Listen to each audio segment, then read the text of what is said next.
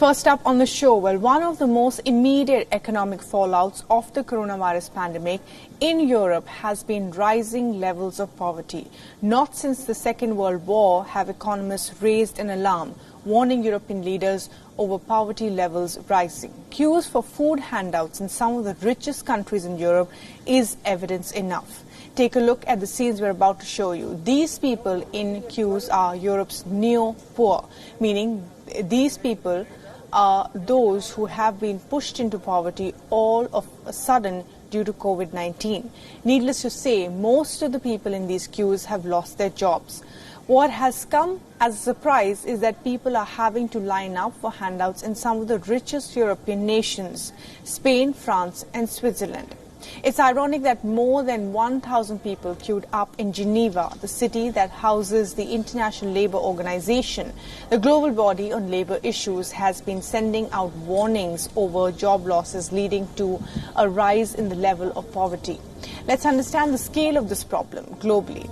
There are some 3.3 billion workers. Of these, 2 billion work in the informal sector. In the first month of the pandemic, most of these 2 billion workers in the informal sector saw their income level drop 60%. That translates to a fall of income by 70% in Europe.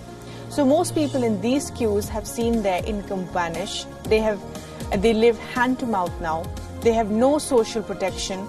As governments strive to flatten the curve, the unemployment and poverty levels are rising. Take a look at the table among the leading economies in Europe. Spain has the highest unemployment rate at 14.4%. Italy comes next with an unemployment rate of 8.4%. But how is it that France, UK and Germany have been able to keep unemployment levels low?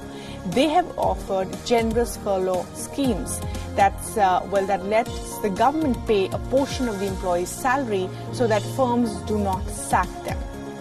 Close to 2 million jobs have been saved in Britain and over 10 million in both France and Germany.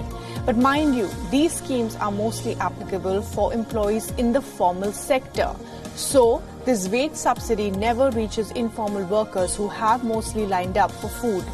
The ILO says 55% of the world's population, that's 4 billion people, lack social insurance and assistance. We leave you with this statistic that summarizes the story totally. 80% of the unemployed are not covered by unemployment benefits. So, the government schemes are only saving a handful of jobs in the formal sector.